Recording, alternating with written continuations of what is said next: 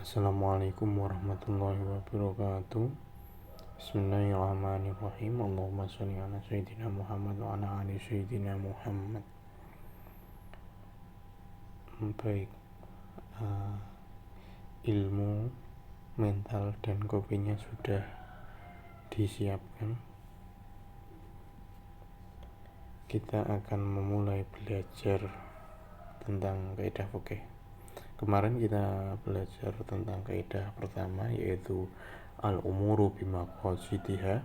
Setiap sesuatu bergantung pada maksud atau niat pelakunya. Kemudian ada berapa itu? 7 kaidah cabang atau kaidah pengembang, kaidah turunannya.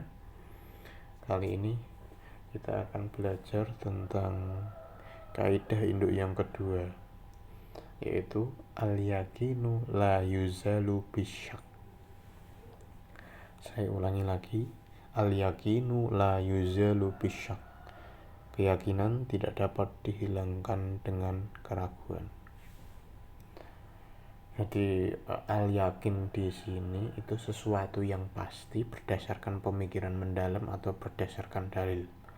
Sedangkan yang dimaksud dengan asyak atau ragu itu adalah sesuatu yang keadaannya belum pasti, mutaraddid, antara kemungkinan adanya atau tidak adanya. Jadi sulit dipastikan mana yang lebih kuat dari salah satu kedua kemungkinan tersebut. Dalil atau sumber dari kaidah ini itu diambil dari hadis Nabi. Idza wajada ahadukum fi batnihi syai'an fa ashkala 'alaihi akhraja minhu syai'un amla la yakhrujanna minal masjidi hatta yasma'a sautan aw yajida rihan.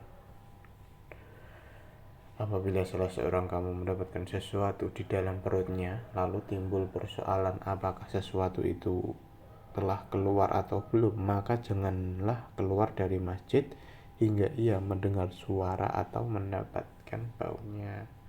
Jadi ketika ragu ada sesuatu yang wetenge di perutnya itu, kalau belum ada indikasi suara atau bau, ya jangan keluar dari masjid. Jadi ceritanya itu ada seorang yang wudhu, lalu ia ragu apakah telah mengeluarkan angin atau belum. Maka dalam hal ini ia harus dianggap masih keadaan wudhu, karena belum ada indikasi keluar angin dan keluar bau. Selama tidak ada indikasi itu, ya dianggap hukum awal, dikembalikan ke hukum semula. Terus sebenarnya ada kayak ada hadis lain itu berbunyi, idza syaka ahadukum fi sholatihi falam yadri kam sholat tsulatan au am arba'an falyat rahisaka wal yabni ala mas taikona. Apabila salah seorang di antara kamu ragu dalam sholatnya sehingga ia tidak mengetahui sudah berapa rakaat sholat yang telah dilakukan, 3 atau 4, maka hendaklah dihilangkan yang meragukan dan dimantapkan apa yang sudah yakin. Jadi dalam hal bilangan rakaat sholat yang meragukan itu yang dipegang dalam jumlah yang terkecil. Misalnya ada orang sholat subuh atau sholat asar misalnya, dia ragu apakah tadi sudah 3 rakaat atau 4 rakaat, ya yang dipegang yang jumlah terkecil, yaitu 3 rakaat. Seperti itu.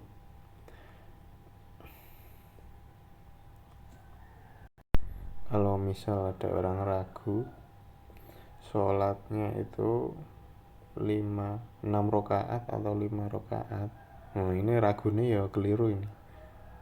sholat 6 rakaat 5 rakaat sholat apa ini? Atau yang kemarin lagi viral itu rukuk itu satu rakaat itu 2 rukuk. Ini kan juga repot, sholatnya juga di atas mobil toh, bahaya.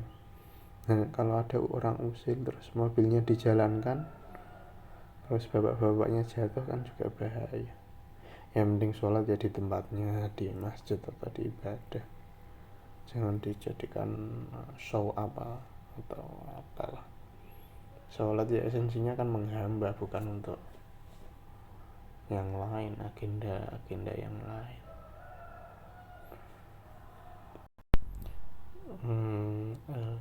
Turunan dari kaidah induk ini ada 10.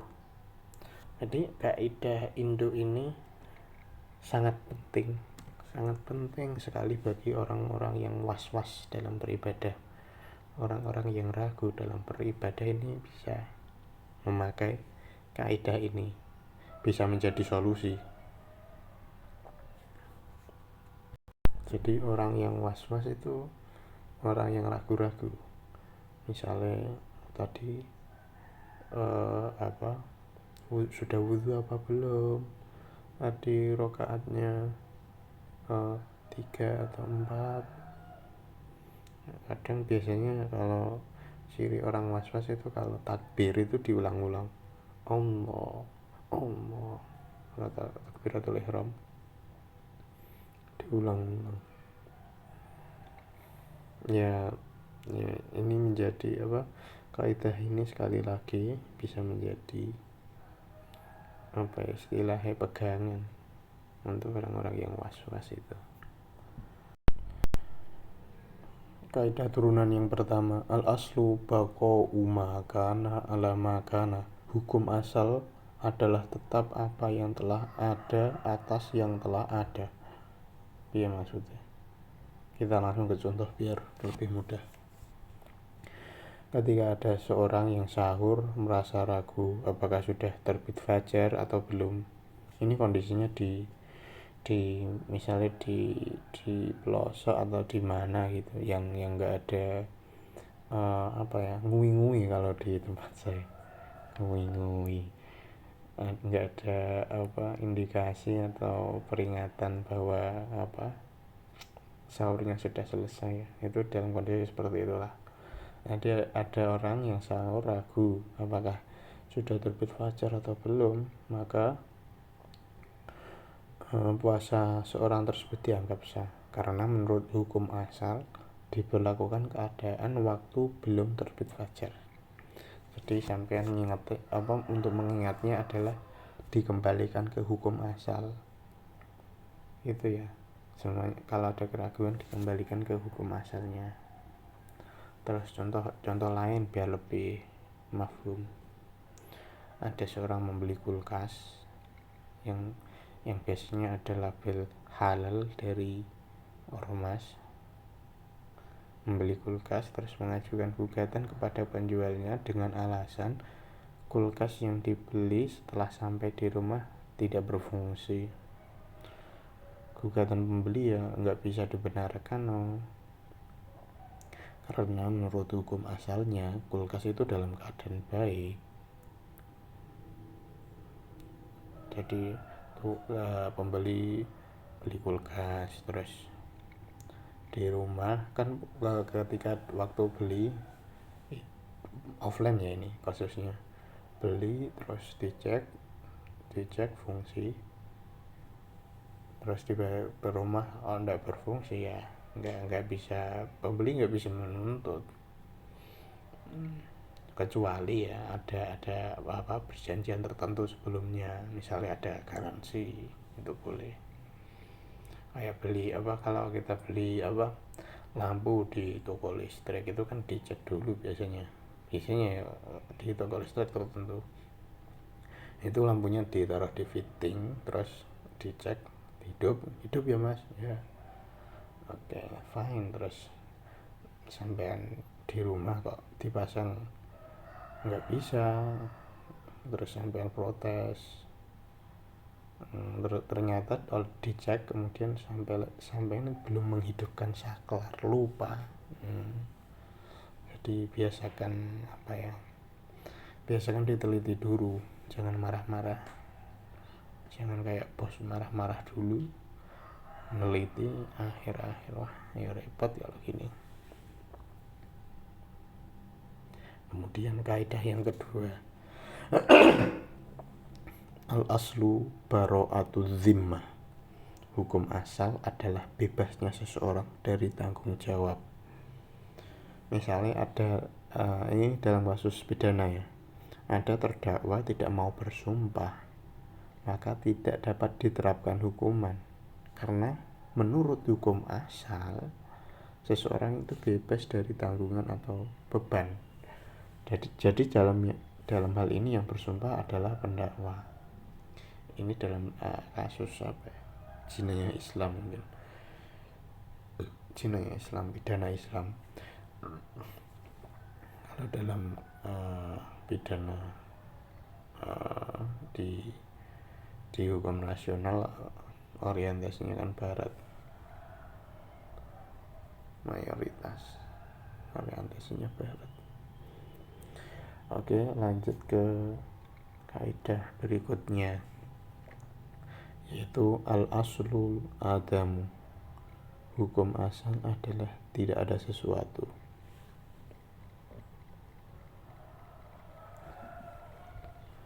Seorang bekerja dengan modal orang lain, jadi akadnya di sini akad mudharabah, melaporkan kepada pemilik modal bahwa ia memiliki keuntungan hanya sedikit, maka laporan pekerja itu ya dibenarkan, karena sejak semula memang belum ada keuntungannya, kecuali ini yang penting, kecuali ada indikasi lain berupa tanda-tanda penipuan. Nah, pekerja harus cepat jujur wong, terus enggak dalam track record CV-nya enggak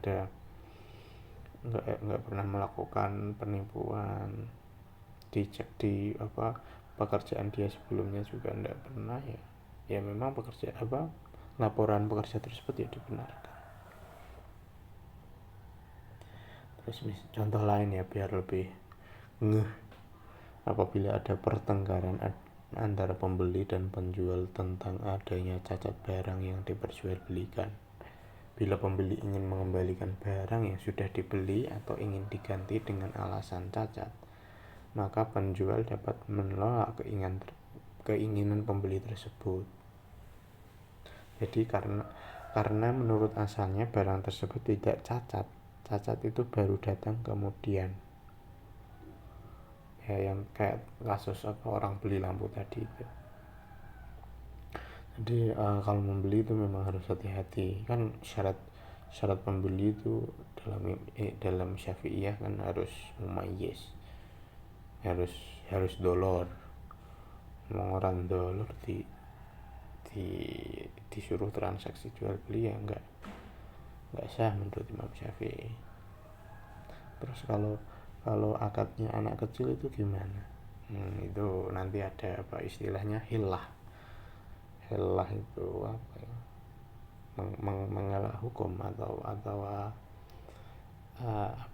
ya nanti istilahnya bukan jual beli, pindah tangan atau apa, kayak orang jual beli pupuk kan dalam Syafi'iyah kan, jual beli barang najis kan tidak boleh, pupuk kan najis toh, dari itu toh tai hewan toh, telak hewan toh, dari kotoran hewan kan tidak boleh. Terus akadnya itu bukan akad jual beli, akad pindah tangan ya, kayak hilah itu kurang lebih seperti itu. Jadi ada hilah yang baik, ada hilah yang buruk. Terus ada hilah yang baik lagi, contohnya jual beli air minum, air kan tidak boleh diperjualbelikan dan terus yang diperjualbelikan itu yang diniati beli wadah, tempat air itu, wadahnya ya, hilah itu kurang lebih seperti itu. Tapi ada hilah yang negatif. Hilah negatif ya sudah sampai baca di berita-berita nasional itu. Karena kelakuan baik, hukuman diskon 30%. Waduh. Karena dibully, hukuman diskon 40%. Waduh, repot kalau gini. Ya semoga saya sebagai warga negara yang baik ya berharap penegakan hukum bisa lebih wise, lebih bijaksana. Lanjut ke kaidah berikutnya.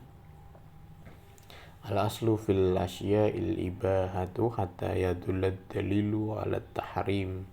Hukum asal sesuatu adalah boleh hingga ada dalil yang menunjukkan keharamannya. Jadi ini dalam masalah muamalah ya. Jadi kalau diingat-ingat ini titian ingatannya, kalau muamalah asalnya boleh. Nanti soalnya ada kebalikannya. Kalau ibadah asalnya tidak boleh.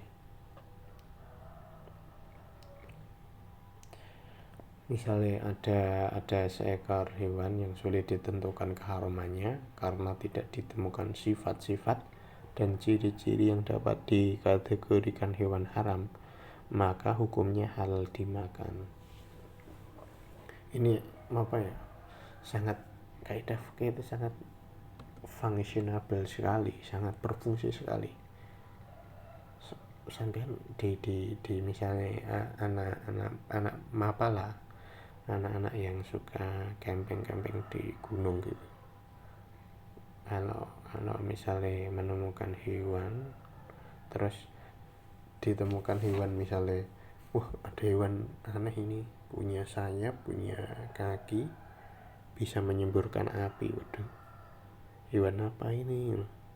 Tapi dilihat ciri-cirinya nggak ada keharamannya, nggak ada ciri-ciri keharaman itu, nggak bertaring, terus nggak berbisa, beracun, nggak menjijikkan. Ya sepanjang nggak ada ciri-ciri keharaman ya boleh dimakan. Cuma kok sayang kalau hewan kayak gini dimakan, dipelihara mungkin bagus itu. Terus kemudian kaidah selanjutnya, al aslu fil muamalatil ibahatu hatta yadullad dalilu ala tahrim. Hukum asal semua muamalah adalah boleh hingga ada dalil yang menunjukkan kebolehannya. Hingga ada dalil yang menunjukkan keharamannya.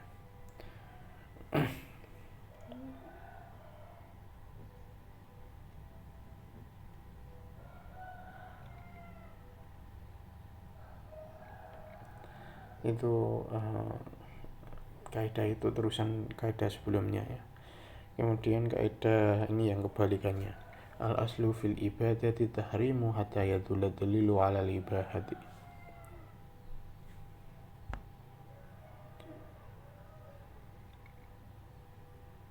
Ini kok tulisannya kok udah keliru gitu ya ini.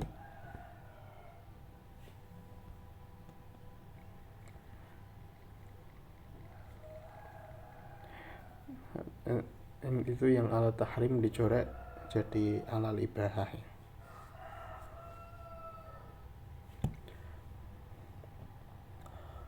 Kaidah yang al aslu fil asya'i ibahah itu, al aslu fil muamalati ibahah itu yang memprakarsai Imam Mazhab Syafi'i. Kemudian yang al aslu fil ibadati tahrim itu yang memprakarsai Imam Hanafi.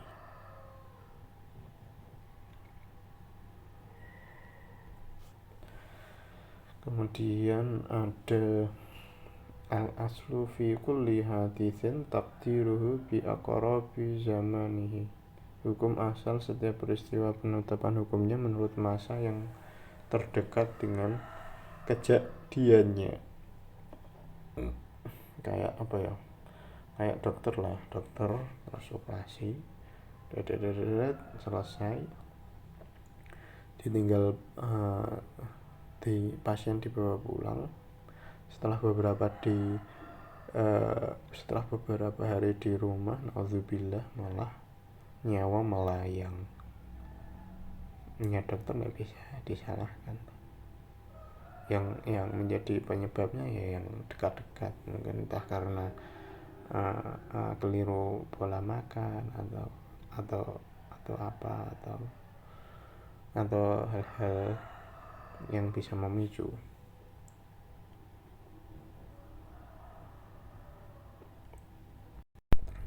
Kemudian ada contoh lainnya, ada orang yang beli ternak lele misalnya.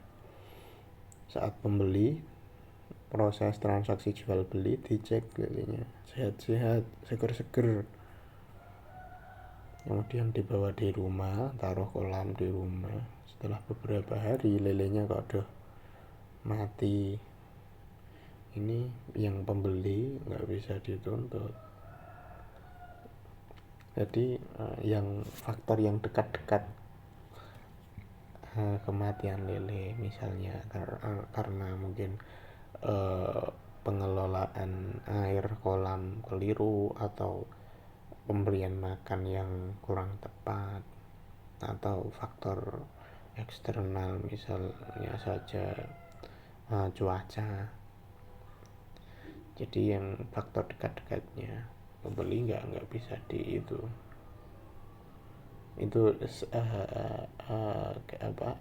akad secara umum ya. Kalau misalnya saja ada garansi, mas 3 hari sepanjang garansi dari pembeli dari penjual, mas misalnya nanti ada yang mati saya ganti, ya itu beda lagi. Ini yang secara umum saja. Kemudian ada kaidah turunan berikutnya, man syakka af'ala syai'an amla fal aslu annahu lam yaf'alhu. Barang siapa ragu-ragu apakah ia mengerjakan sesuatu atau tidak, af'ala syai'an amla, maka menurut asalnya ia dianggap tidak melakukannya. Misalnya saja, apabila seorang ragu-ragu dalam pelaksanaan sholat, apakah ia mengerjakan i'tidal atau tidak, maka ia hendaknya mengulangi pekerjaannya. Jadi kan asalnya kan dia tidak melakukan itu. Kemudian kaidah berikutnya, man tayakona al-fi'la wa syakka fil qalili awil katsiri humila alil qalil. Barang siapa telah yakin melakukan perbuatan dan ragu tentang banyak atau sedikitnya, maka perbuatan itu dibawa kepada yang sedikit. Jadi kalau jumlah itu kalau ragu dalam hal jumlah itu yang menjadi pegangan itu yang sedikit.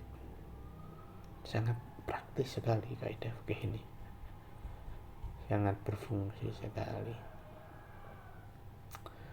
terutama untuk orang-orang was-was tadi itu.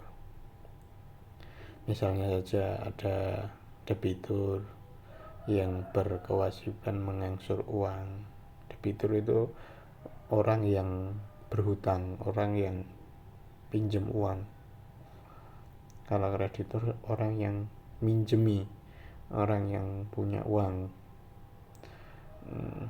Kreditur itu ya bisa bank, bisa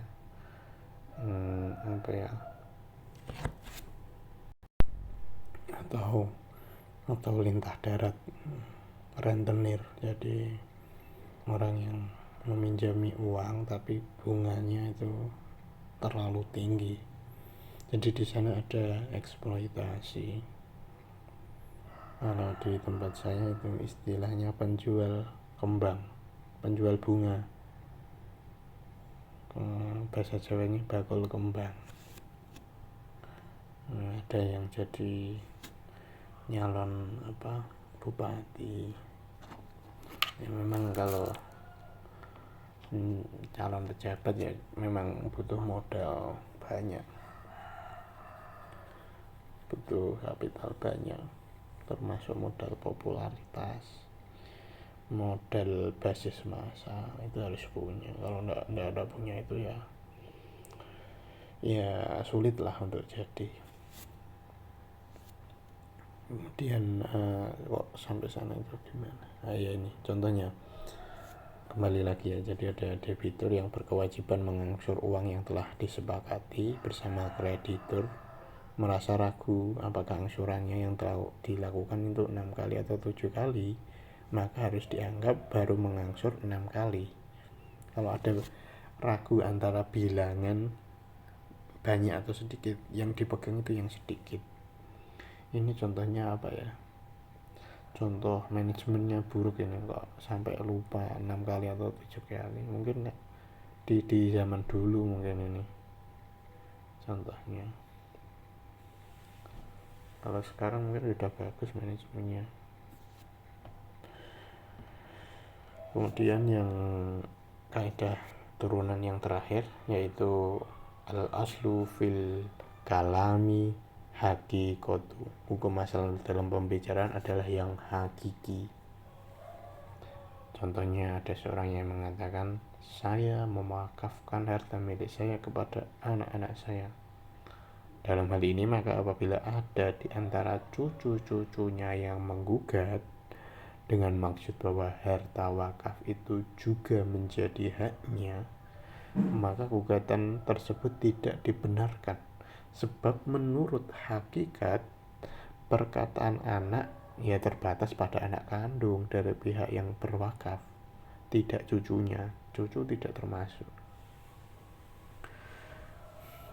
Jadi memang masalah waris ini memang krusial, penting. Bisa ada berita-berita sampai dengar ada sesama saudara kandung pecok-pecokan bertengkar itu karena waris. Ya soalnya nggak dididik oleh orang tuanya bagaimana menyikapi harta secara bijaksana. Jadi orang tuanya mewarisi harta tapi tidak mewarisi akhlak dan ilmu, itu juga repot.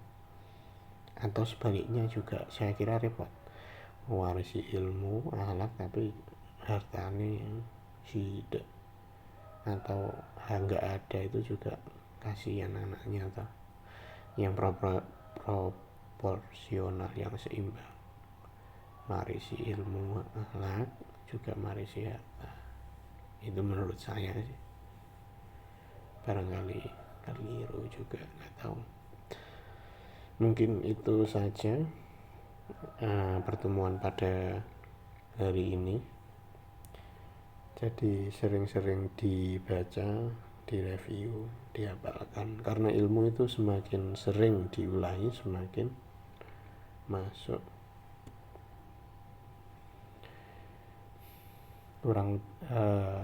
Besok kita akan mempelajari yang ketiga, al-masyaqqatu tajlibut taysir. Kesulitan bisa mendatangkan kemudahan. Wah, ini asik ini.